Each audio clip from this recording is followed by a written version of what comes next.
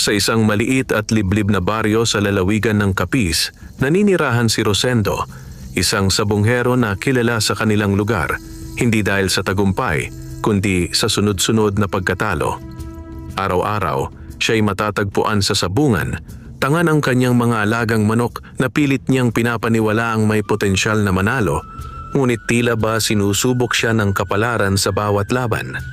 Si Rosendo ay isang payat at maitim na lalaki, bakas sa kanyang mukha ang hirap ng buhay. Ang kanyang kubo ay yari sa pinagtagpi-tagping kahoy at pawid at madalas ay kulang pa ang kanilang pagkain. May asawa siya, si Aling Celia, at 2 anak na sina Nilo at Lira.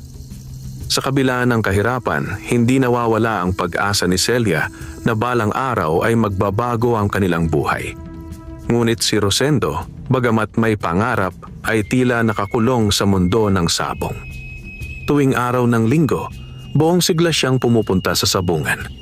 Bitbit niya ang kanyang pinakamalakas na panabong, si Kidlat, isang tandang na may matingkad na pulang balahibo.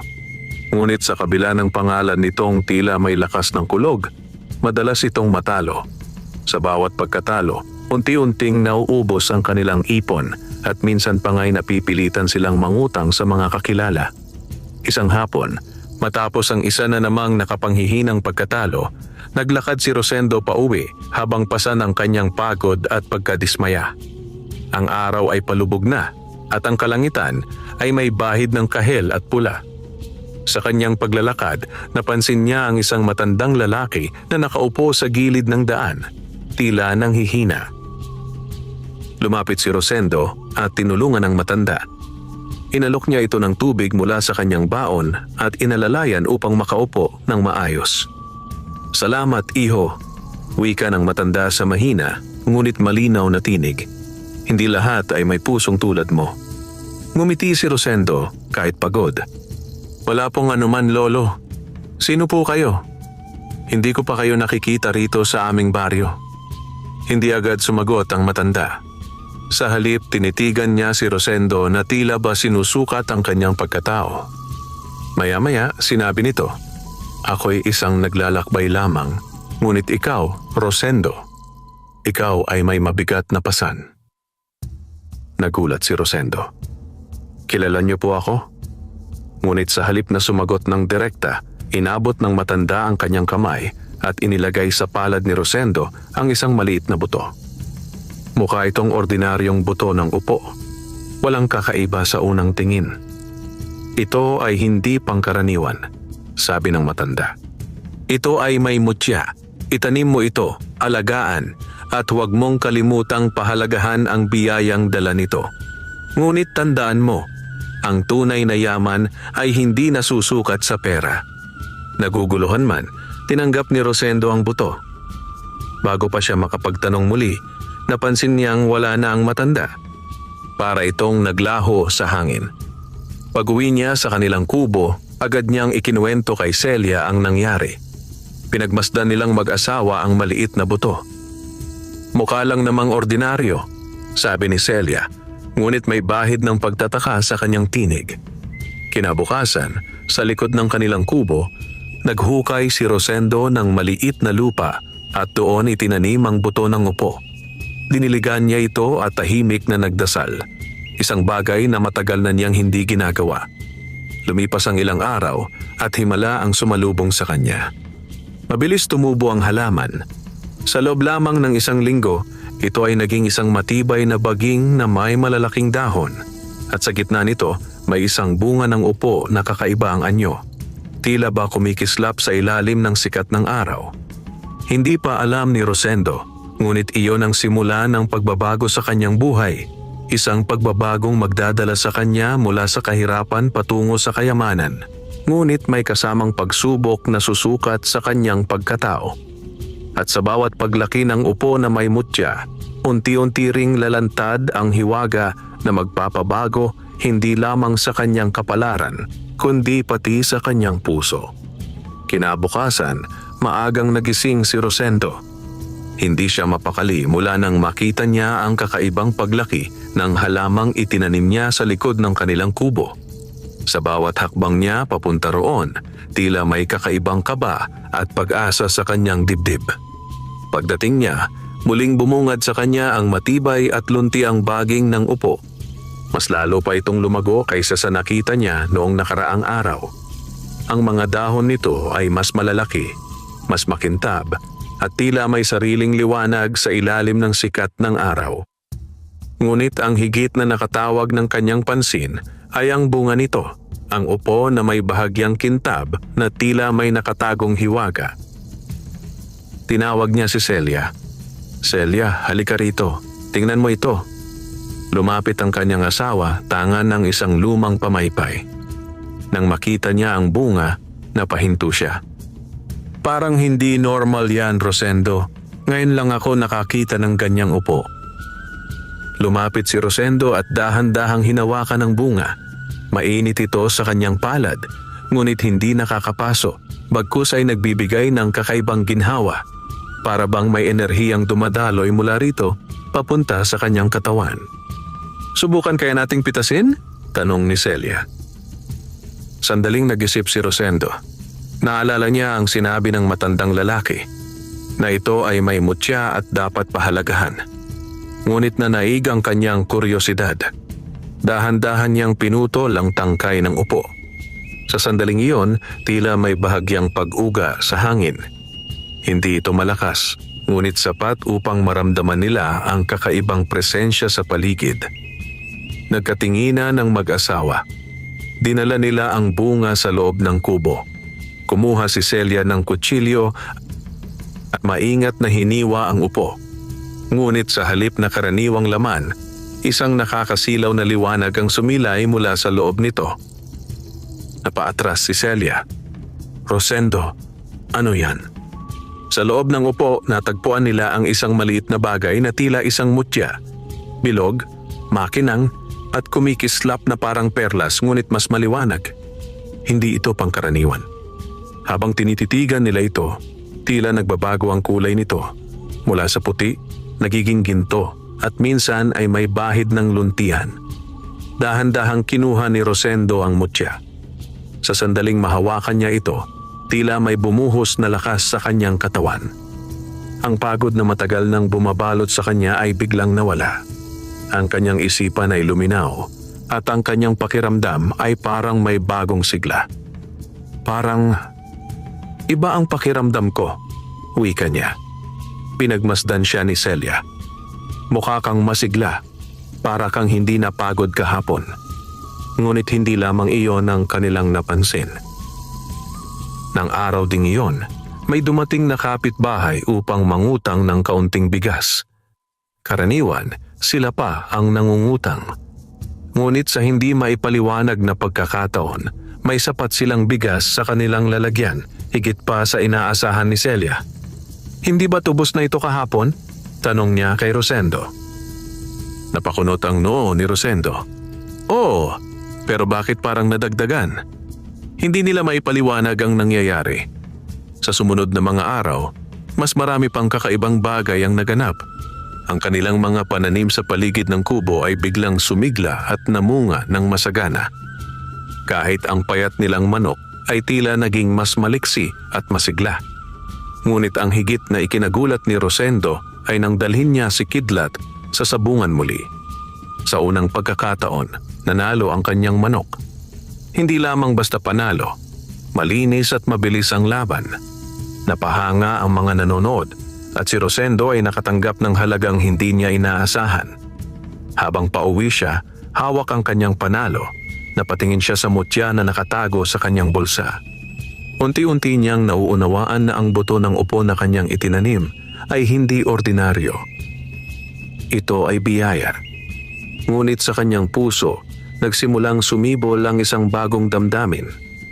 Ang pagnanais na mas mapalago pa ang kanyang natanggap. At sa pag-usbong ng pagnanais na iyon, hindi niya namamalayan na unti-unti rin siyang inilalapit nito sa isang landas na may kasamang panganib. Mula nang matagpuan ni Rosendo ang mutya sa loob ng upo, tila nagbago ang takbo ng kanyang kapalaran. Ang dating sabungero na palaging talunan ay unti-unting nakikilala sa sabungan bilang isang mapalad at bihasang mananaya. Sa bawat laban na kanyang sinasalihan, hindi na basta-basta natatalo ang kanyang mga alagang manok. Si Kidlat na dati laging kulelat, ngayon ay tila may kakaibang lakas at bilis. Ang bawat galaw nito ay eksakto, tila ba ginagabayan ng isang hindi nakikitang kamay. Isang linggo ng umaga, dumagsa ang mga tao sa sabungan.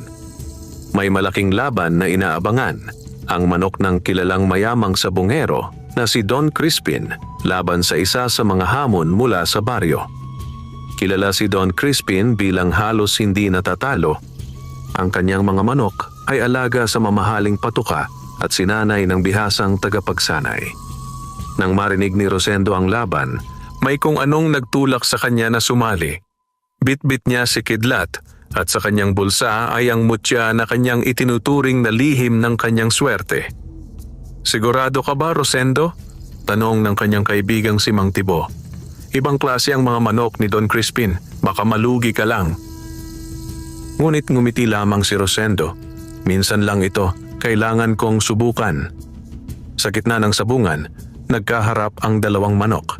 Malaki at matipuno ang panabong ni Don Crispin, samantalang si Kidlat ay hindi gaanong kahanga-hanga sa unang tingin. Nang magsimula ang laban, tila naging ibang nilalang si Kidlat. Mabilis ang kanyang galaw, matalas ang kanyang atake, at tila nahuhulaan nito ang bawat kilos ng kalaban. Sa loob lamang ng ilang sandali, bumagsak ang manok ni Don Crispin. Natahimik ang sabungan. Pagkatapos ay sumabog ang ingay ng mga tao. Sigawan, bulungan at pagtataka. "Panalo si Rosendo," sigaw ng tagapamahala. Hindi makapaniwala si Rosendo sa kanyang sarili. Hawak niya ang malaking halaga ng kanyang napanalunan.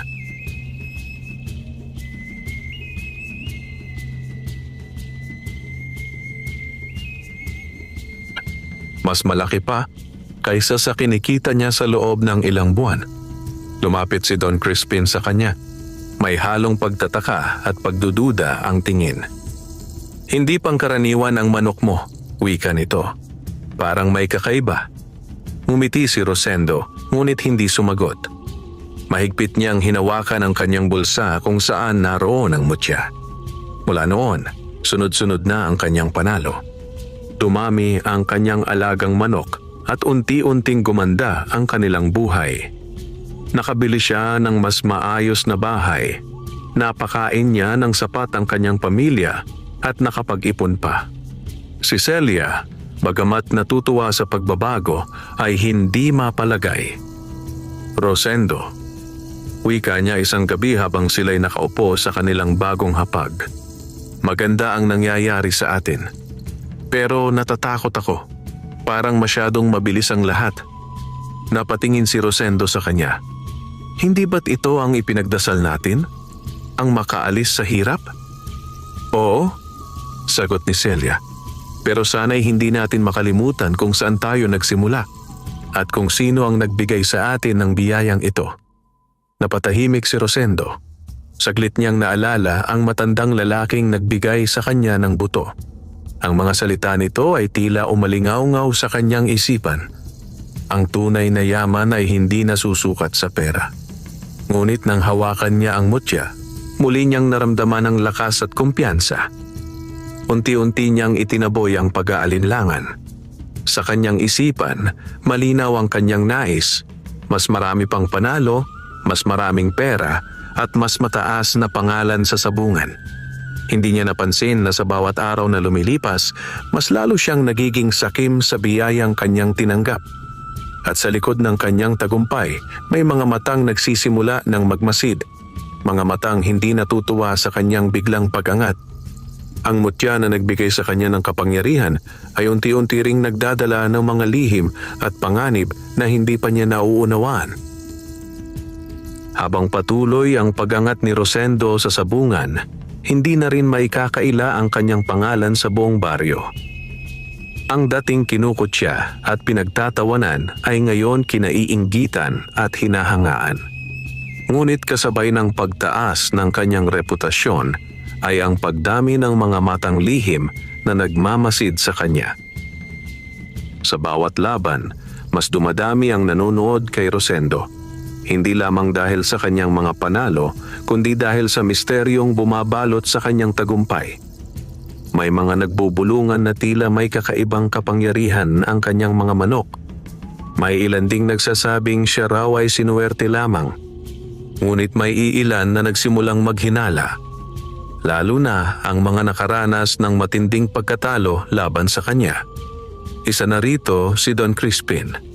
Sa kanyang malaking bahay na napapalibutan ng matataas na bakod, tahimik na nakaupo si Don Crispin habang pinagmamasdan ng kanyang mga panabong. Ngunit hindi ang kanyang mga manok ang laman ng kanyang isipan, kundi si Rosendo. Hindi normal ang nangyayari sa taong iyon, wika niya sa kanyang katiwalang si Bruno. Walang sino man ang biglang giginhawa ng ganoon kabilis, may lihim siya. Tumango si Bruno. Napansin ko rin po, Don, parang bawat laban niya ay sigurado ang panalo, kahit hindi naman ganoon kalakas ang kanyang manok. Napapikit si Don Crispin, tila nag-iisip ng malalim. Hanapin mo kung ano ang pinanggagalingan ng kanyang swerte. Hindi ako papayag na may mas hihigit pa sa akin sa sabungan. Samantala, sa tahanan ni Rosendo, mas lalo pang gumanda ang kanilang pamumuhay. Nakabili siya ng bagong mga gamit at ang kanilang dating kubo ay napalitan ng mas matibay na bahay. Ngunit kapansin-pansin din ang pagbabago sa kanyang asal. Mas naging abala si Rosendo sa sabong. Madalas na siyang umuwi ng gabi, dala ang kanyang panalo at pagod. Unti-unti niyang napapabayaan ang kanyang pamilya, lalo na ang kanyang mga anak na bihira na niyang makausap. Isang gabi, habang siya'y naghahapunan, muling naglakas loob si Celia na magsalita. Rosendo, mahinahon niyang wika. Napapansin ko na parang masyado ka nang nalululong sa sabong. Hindi ka na halos nakakasama ng mga bata. Napatingin si Rosendo, may bahid ng pagkainis sa kanyang mukha. Ginagawa ko ito para sa inyo, para hindi na tayo maghirap. Oh, pero... Sandaling tumigil si Celia. Hindi lang pera ang kailangan ng pamilya. Kailangan ka rin namin. Napabuntong hininga si Rosendo at tumayo. Pagod ako, Celia. Pag-usapan na lang natin ito sa ibang araw. Iniwan niya ang hapag at dumiretso sa kanilang silid. Mula sa kanyang bulsa, inilabas niya ang mutya at pinagmasdan ito. Tulad ng dati, kumikislap ito at tila may sariling buhay. Ngunit sa pagkakataong iyon, may napansin siyang kakaiba. Parang mas maliwanag ang liwanag nito kaysa dati. At sa gitna ng kinang, tila may anyong gumagalaw. Parang anino na sumasayaw sa loob ng mutya. Napakunot ang kanyang noo. Ano ka ba talaga? Bulong niya. Sa labas ng kanilang bahay sa dilim ng gabi, may isang figurang nakatayo sa di kalayuan. Nakasilip ito sa bintana ni Rosendo, tahimik na minamasdan ang bawat kilos niya. Ito ay si Bruno. Matagal na siyang nagmamasid, naghihintay ng tamang pagkakataon upang matuklasan ang lihim ni Rosendo. At sa gabing iyon, nasaksihan niya ang liwanag na nagmumula sa mutya. Ngumiti siya sa dilim. May tinatago ka nga, bulong niya sa sarili. At malalaman ko rin kung ano iyon. Hindi alam ni Rosendo na ang lihim na kanyang pinanghahawakan ay hindi na lamang kanya. May mga taong handang gawin ang lahat upang maagaw ito, kahit pa mga hulugan ito ng kapahamakan. At sa pag-ikot ng kapalaran, ang biyayang nagdala sa kanya ng yaman ay maaaring siya ring maging dahilan ng kanyang pagbagsak. Lumipas ang mga araw na patuloy ang tagumpay ni Rosendo sa sabungan, ngunit kasabay nito ay ang mas lalong paglalim ng anino ng panganib sa kanyang paligid. Hindi na niya napapansin ang mga bulong at tingin ng mga tao. Para sa kanya, ang mahalaga ay ang bawat panalo at ang pagdami ng kanyang salapi. Isang gabi, matapos ang isang malaking laban na muli niyang napanalunan, umuwi si Rosendo na may dalang mabigat na supot ng pera. Tahimik ang paligid at ang buwan ay bahagyang natatakpan ng ulap. Habang siya'y naglalakad pa uwi, may kakaiba siyang naramdaman, parang may sumusunod sa kanya. Huminto siya at lumingon, ngunit wala siyang nakita. Ang hangin ay malamig at tila may dalang babala. Muling naglakad si Rosendo, ngunit mas binilisan niya ang kanyang mga hakbang. Pagdating sa kanilang bahay, agad siyang sinalubong ni Celia na halatang nag-aalala. "Rosendo, kanina pa kita hinihintay. Hindi ako mapakali," sabi nito. "May kakaiba akong pakiramdam sa daan." Tugon ni Rosendo habang inilalapag ang kanyang dala. Parang may nagmamasid. Napayakap si Celia sa kanyang sarili. "Matagal ko nang nararamdaman yan. Parang may mga matang nakasunod sa atin. Rosendo, baka panahon na para tigilan mo muna ang sabong." Napailing si Rosendo. "Hindi maaari. Ngayon pa ba ako titigil kung kailan nandito na ang pagkakataon?" Hindi na sumagot si Celia, ngunit ang kanyang mga mata ay puno ng pangamba. Kinagabihan, habang natutulog ang lahat, nagising si Rosendo dahil sa isang kakaibang liwanag na nagmumula sa kanyang bulsa. Agad niyang hinanap ang mutya at inilabas ito. Mas maliwanag ito kaysa dati. Ngunit hindi lamang liwanag ang kanyang napansin. May marahan siyang narinig na tila bulong. Hindi malinaw ang mga salita, ngunit tila may nais ipahiwatig ang mutya. Dahan-dahan siyang lumapit sa bintana, hawak ang kumikislap na bagay. Sa sandaling iyon, biglang dumilim ang paligid. At sa kanyang harapan, tila may anyong nabuo mula sa anino, isang pamilyar na figura. Ito ang matandang lalaki na kanyang tinulungan. "Rosendo," mahinang wika ng matanda, ngunit malinaw sa kanyang pandinig. "Nakalimutan mo na ba ang aking babala?" Nanlamig ang katawan ni Rosendo. Kayo po ba talaga iyan?" Hindi ngumiti ang matanda. Sa halip, seryoso ang kanyang muka. "Ang mutyang hawak mo ay hindi lamang para sa kayamanan. Ito ay isang pagsubok. Ang bawat biyaya ay may kapalit." Napahigpit ang hawak ni Rosendo sa mutya. "Wala naman akong ginagawang masama. Ginagamit ko lang ito para sa pamilya ko." "Ngunit nalilimutan mo na ang tunay na halaga ng biyaya," sagot ng matanda. "Unti-unti kang nilalamon ng kasakiman." Natahimik si Rosendo. Hindi niya maitanggi ang mga salita, ngunit hindi rin niya magawang bitawan ang kanyang natamo. "May mga taong nakamasid sa iyo," patuloy ng matanda. "At hindi sila titigil hanggat hindi nila nakukuha ang mutya. Kung hindi ka mag-iingat, mawawala sa iyo ang lahat, hindi lamang ang yaman, kundi pati ang mga mahal mo sa buhay." Biglang nawala ang anyo ng matanda at bumalik sa dati ang paligid. Nag-iwan ito ng malamig na katahimikan. Napaupo si Rosendo, hawak pa rin ang mutya. Sa unang pagkakataon mula nang siya yumaman, nakaramdam siya ng takot. Kinabukasan, pilit niyang ipinagwalang bahala ang lahat. Tulad ng dati, pumunta siya sa sabungan at sumali sa mga laban. Ngunit sa bawat galaw niya, tila may bigat na sa kanyang dibdib. Hindi na kasinggaan ng dati ang kanyang pakiramdam. At sa gilid ng sabungan, tahimik na nakamasid si Bruno. May kasamang dalawang lalaki na hindi kilala sa baryo.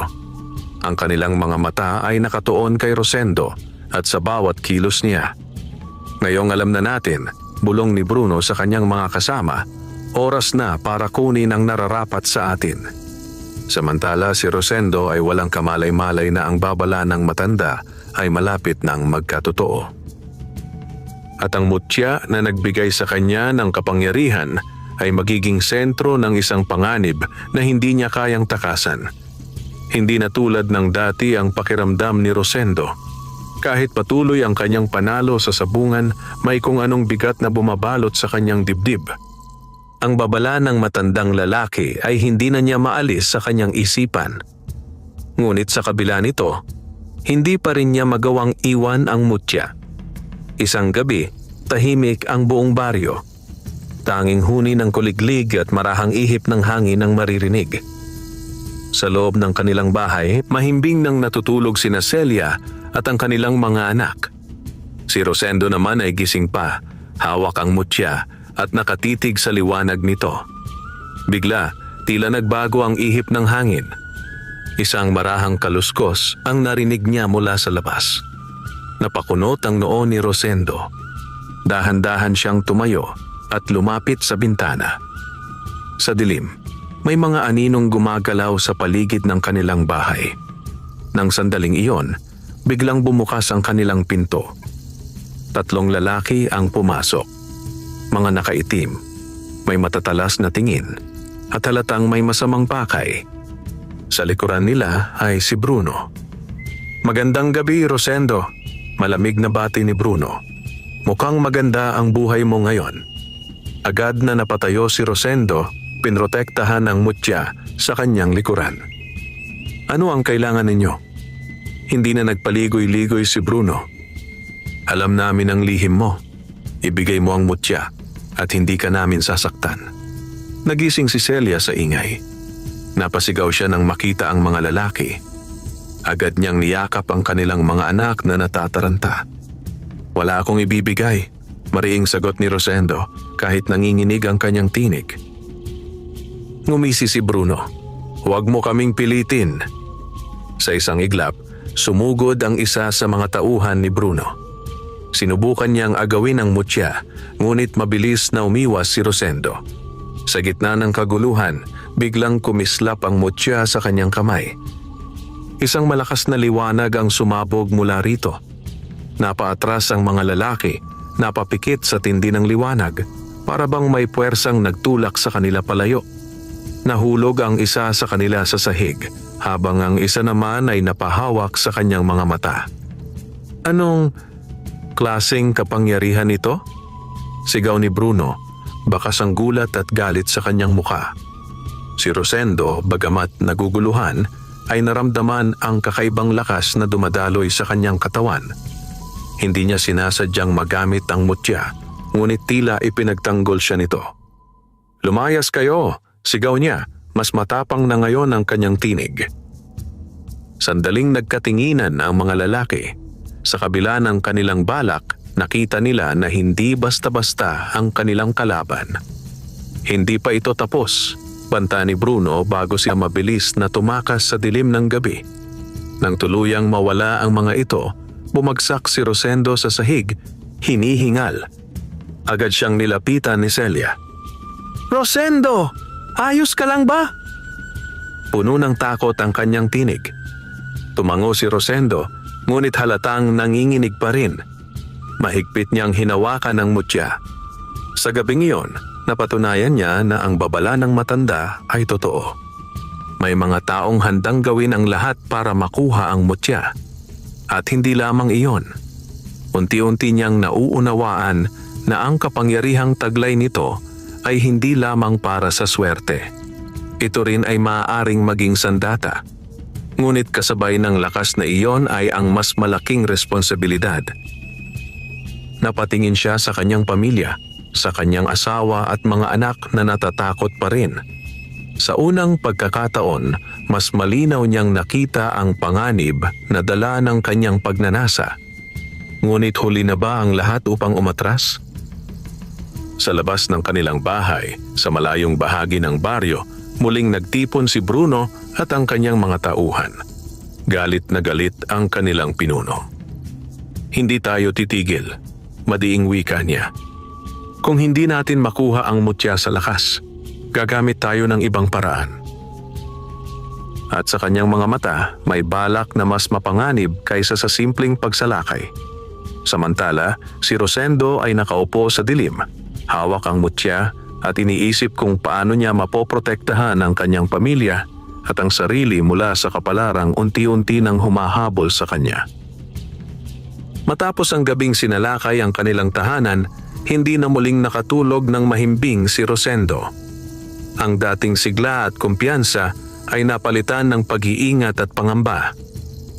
Ang bawat tunog sa paligid ay tila banta at ang bawat anino ay parang may lihim na galaw. Sa umaga, tahimik ang kanilang tahanan. Si Celia ay abala sa pag-aasikaso ng mga bata, ngunit halata ang bigat ng kanyang loob. Si Rosendo naman ay nakaupo sa gilid ng kanilang bahay, hawak ang mutya at malalim ang iniisip. Hindi na niya maitatanggi. Ang biyayang kanyang tinanggap ay may kaakibat na panganib. Rosendo, mahinang tawag ni Celia habang lumalapit. Hanggang kailan tayo ganito? Hindi na ako mapakali. Paano kung bumalik sila? Napabuntong hininga si Rosendo. Hindi ko rin alam. Pero hindi ko pwedeng basta na lang itapon ito. Sabay tingin sa mutya. Ito ang nagbago ng buhay natin. Pero baka ito rin ang sisira sa atin. Sagot ni Celia, may panginginig sa tinig. Hindi agad nakasagot si Rosendo. Sa kanyang puso, naroon ang pagnanais na panatilihin ang kanyang natamo. Ngunit sa kanyang isipan, malinaw ang babala ng matandang lalaki. Upang masiguro ang kanilang kaligtasan, nagpasya si Rosendo na huwag munang sumali sa sabong. Ilang araw siyang nanatili sa bahay, nagbabantay at sinusubukang alamin kung paano niya mapoprotektahan ang mutya. Ngunit habang lumilipas ang panahon, may kakaibang nangyayari. Napansin niyang kapag matagal niyang hindi ginagamit ang mutya, tila siya ay nanghihina. Bumabalik ang pagod sa kanyang katawan at ang kanyang isipan ay nagiging magulo. Para bang unti-unti siyang umaasa sa kapangyarihan nito. Isang hapon, habang mag-isa siya sa likod ng bahay, muling lumiwanag ang mutya sa kanyang palad. At tulad ng dati, nagpakita ang matandang lalaki. Rosendo, wika nito. Nararamdaman mo na ba ang kapalit? Napayuko si Rosendo. Ano po ang nangyayari sa akin? Bakit parang hindi ako kumpleto kapag wala ito? Lumapit ang matanda, seryoso ang muka. Ang mutya ay hindi lamang nagbibigay, ito rin ay kumukuha. Habang mas ginagamit mo ito, mas lalo kang umaasa rito. At kapag lubos kang umasa, mawawala ang iyong sariling lakas. Napatitig si Rosendo sa kanyang kamay. Ibig ninyong sabihin, unti-unti akong kinukuha ng mutya? Hindi pa, sagot ng matanda. Ngunit kung ipagpapatuloy mo ang landas na ito, darating ang araw na hindi mo na makikilala ang iyong sarili. Nanikip ang dibdib ni Rosendo. Sa unang pagkakataon, tunay niyang naramdaman ang bigat ng kanyang sitwasyon. Ano po ang dapat kong gawin? Tanong niya. Saglit na tumahimik ang matanda bago sumagot. Ang mutya ay biyaya. Ngunit hindi ito dapat maging sandigan ng iyong buhay. Kailangan mong piliin ang kapangyarihan o ang iyong pagkatao. Pagkasabi nito, unti-unting naglaho ang matanda. Naiwang mag-isa si Rosendo.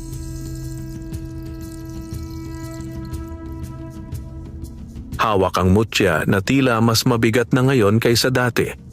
Kinagabihan, kinausap niya si Celia. Baka tama ka, mahinang wika niya. Baka kailangan ko nang tumigil. Napatingin si Celia sa kanya, may pag-asa sa kanyang mga mata. Kung iyon ang makakapagligtas sa atin, susuportahan kita. Ngunit bago pa man sila makagawa ng tuluyang desisyon, may dumating na balita mula sa baryo. Si Don Crispin ay naghahamon ng isang malaking laban. Isang laban na may napakalaking pusta, sapat upang tuluyang mabago ang buhay ng sino mang mananalo.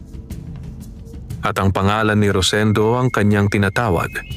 Ang buong baryo ay nakatingin kay Rosendo, naghihintay kung tatanggapin niya ang hamon. Sa gitna ng kanyang pagdadalawang isip, muling kumislap ang mutya sa kanyang tabi. Tila ba inaanyayahan siyang piliin ang landas ng kapangyarihan.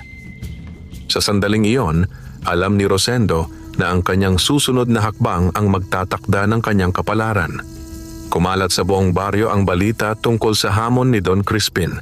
Ito na ang pinakamalaking laban na magaganap sa sabungan. Isang sagupaan ng dangal, yaman at kapalaran. At sa gitna nito ay si Rosendo, ang sabungerong biglang umangat dahil sa sunod-sunod na panalo. Sa loob ng kanilang bahay, tahimik na nakaupo si Rosendo habang hawak ang mutya. Sa kanyang harapan ay si Celia, naghihintay ng kanyang magiging pasya. Hindi mo kailangang tanggapin, mahinang sabi ni Celia. May sapat na tayo. Mas mahalaga ang kaligtasan natin. Napapikit si Rosendo. Alam niyang tama ang kanyang asawa. Ngunit sa kaibuturan ng kanyang puso, may boses na bumubulong. Isang tukso na nagsasabing ito na ang kanyang pagkakataon upang tuluyang mapatunayan ang kanyang sarili. Kung tatanggi ako, wika niya, lalong maghihinala si Don Crispin. Hindi siya titigil hanggat hindi niya nalalaman ang lihim ko. Napayuko si Celia. Alam niyang may katotohanan ang sinabi ni Rosendo. Kung ganoon, maraan niyang sagot, mag-ingat ka at huwag mong kalimutan ang sinabi ng matanda. Tumango si Rosendo, ngunit sa kanyang mga mata ay makikita ang matinding paglalaban ng kanyang damdamin. Dumating ang araw ng laban. Punong-puno ang sabungan. Ang mga tao ay sabik na masaksihan ang sagupaan ng dalawang pinakamalakas na pangalan sa kanilang lugar, si Don Crispin at si Rosendo. Sa isang sulok, tahimik na nakatayo si Don Crispin. May malamig na ngiti sa kanyang labi. Katabi niya si Bruno, na tila ba may lihim na plano.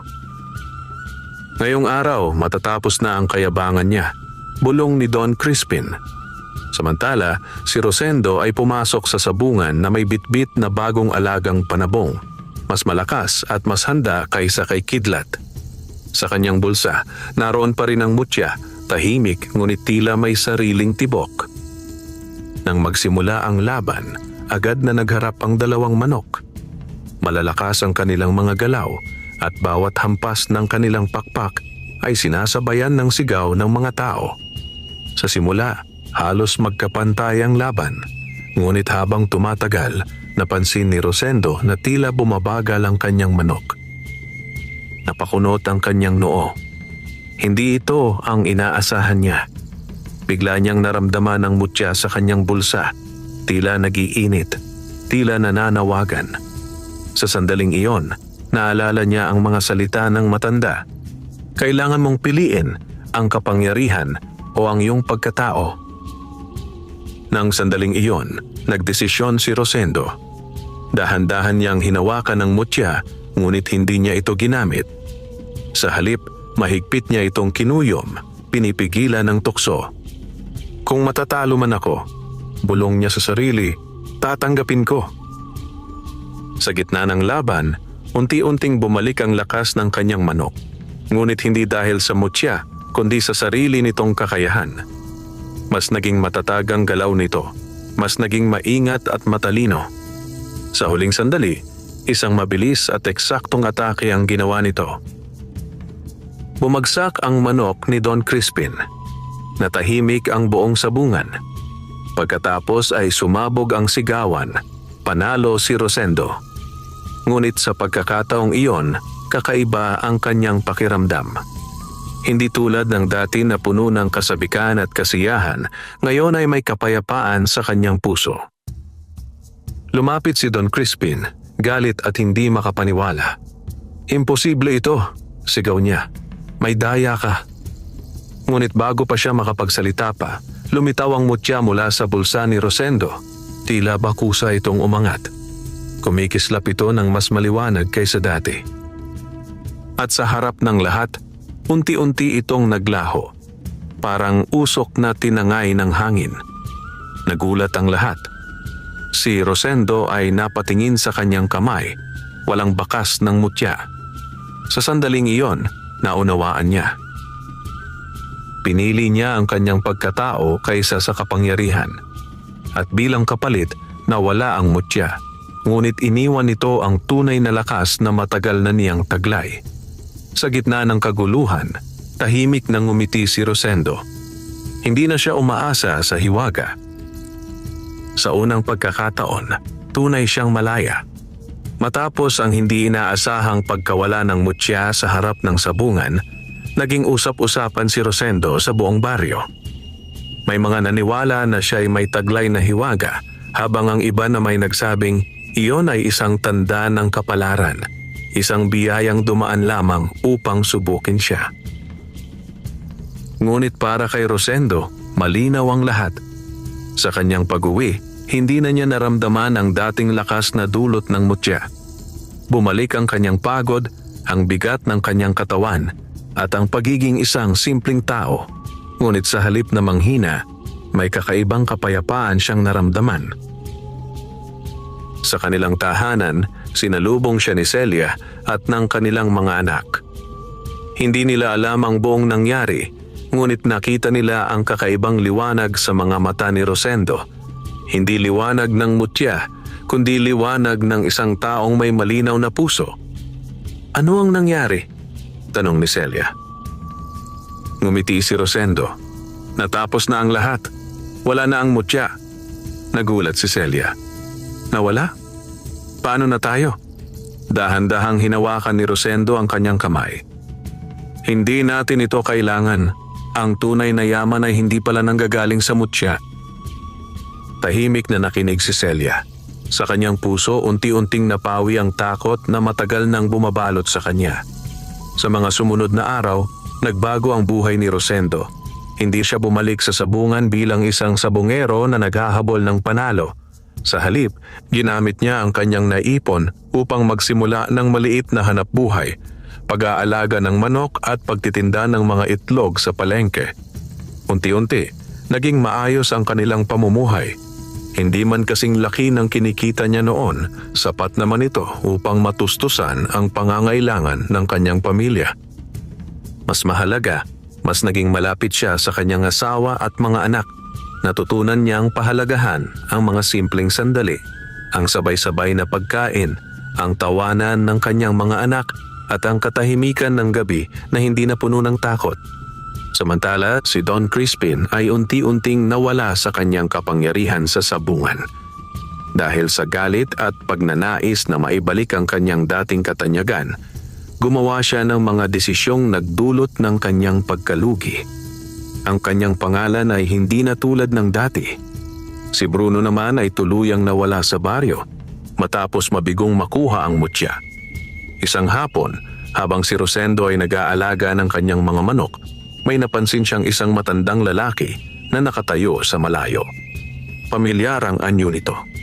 Lumapit si Rosendo at sa kanyang paglapit ay nakumpirma niya. Ito ang matandang lalaki na nagbigay sa kanya ng buto ng upo. Ngumiti ang matanda. Mukhang natutunan mo na ang aral. Tumango si Rosendo. Hindi po madali, pero naintindihan ko na. Hindi po pala ang mutya ang nagpayaman sa akin. Ako mismo. Ang mutya ay gabay lamang, sagot ng matanda. Ikaw ang pumili ng landas na iyong tinahak. Napangiti si Rosendo. Sa kanyang puso, wala na ang dating pagnanais sa kapangyarihan. Sa halip, naroon ang pasasalamat. Maraming salamat po, wika niya. Dahan-dahang tumango ang matanda bago muling naglaho sa kanyang paningin. Hindi na nagtaka si Rosendo. Sa pagkakataong iyon, alam niyang ang lahat ng nangyari ay bahagi ng isang pagsubok. Isang pagsubok na nagpatatag sa kanyang pagkatao. At habang siya ay nakatingin sa kanyang pamilya na masayang naglalaro sa tabi ng kanilang bahay, napagtanto niya ang isang simpleng katotohanan, na ang tunay na yaman ay hindi nasusukat sa pera o kapangyarihan, kundi sa pagmamahal, kapayapaan at pagkakaisa ng pamilya. Lumipas ang maraming buwan matapos ang pagkawala ng mutya at tuluyan ng nagbago ang buhay ni Rosendo. Ang dating sabongerong alipin ng kapalaran ay naging isang masinop at mapagkumbabang haligi ng kanyang pamilya. Ang kanilang tahanan ay hindi na marangya, ngunit puno ito ng katahimikan at saya. Ang maliit nilang bakuran ay naging maunlad na lugar ng pag-aalaga ng manok. Sa bawat umaga, maaga nang nagigising si Rosendo upang pakainin ang kanyang mga alaga, habang si Celia naman ay abala sa pag-aayos ng kanilang paninda sa palengke. Ang kanilang mga anak na sina Nilo at Lira ay masiglang pumapasok sa paaralan. Hindi man sila marangya ang buhay, mayroon silang sapat na pagkain, maayos na tirahan at higit sa lahat, isang pamilyang nagmamahalan. Isang araw, habang si Rosendo ay nagbubungkal ng lupa sa likod ng kanilang bahay, Napansin niya ang isang pamilyar na baging na tumubo malapit sa lugar kung saan niya itinanim noon ang buto ng upo. Napahinto siya. Dahan-dahan siyang lumapit. Ang baging ay sariwa, luntian at malusog katulad ng dati. Ngunit sa pagkakataong ito, wala itong kakaibang kislap. Isa lamang itong ordinaryong halaman. Ngumiti si Rosendo. Hindi na siya nagtaka at hindi na rin siya umasa.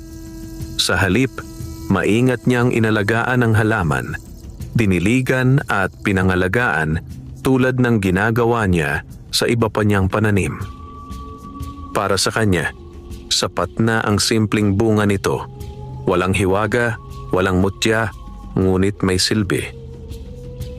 Habang siya'y abala, narinig niya ang tawag ng kanyang mga anak. "Ama, halika na po, kakain na tayo." Lumingon siya at nakita ang kanyang pamilya na naghihintay sa kanya sa hapag. May simpleng ulam, mainit na kanin at masasayang muka. Iniwan niya ang kanyang ginagawa at lumapit sa kanila. Sa kanyang pag-upo, napansin niya ang mga mata ni Celia, puno ng pagmamahal at kapanatagan. Hindi na ito tulad ng dati na may halong takot at pag-aalala. "Salamat," wika ni Celia, mahina ngunit taos puso. "Para saan?" tanong ni Rosendo. "Sa pagpili mo sa atin," sagot nito. Napangiti si Rosendo. "Kayo naman talaga ang pinakamahalaga." Sa sandaling iyon, naunawaan niya na ang tunay na biyaya ay hindi kailanman nawala. Hindi mananatili ang mutya, ngunit ang aral nito ay panghabang buhay. Ang sipag, ang tiyaga at ang pagmamahal sa pamilya. Ito ang mga kayamanang hindi mananakaw, hindi mawawala at hindi matutumbasan ng anumang hiwaga. Sa labas ng kanilang bahay, marahang umihip ang hangin, tila ba may dalang tahimik na paalala. Sa malayo, may isang matandang anyo ang nakatayo sa ilalim ng puno, pinagmamasdan ng pamilya ni Rosendo. May ngiti sa kanyang labi, tanda ng katuparan ng isang layunin. At sa isang iglap, ito ay naglaho, parang hangin na dumaan lamang. Sa loob ng bahay, nagtawanan ang pamilya ni Rosendo habang sabay-sabay na kumakain. Walang mutya, walang kapangyarihan. Ngunit naroon ang lahat ng tunay na mahalaga. At doon nagwakas ang kwento ni Rosendo. Ang sabungherong pinayaman hindi lamang ng mutya ng buto ng upo, kundi ng aral na nagturo sa kanya kung ano ang tunay na halaga ng buhay. Wakas.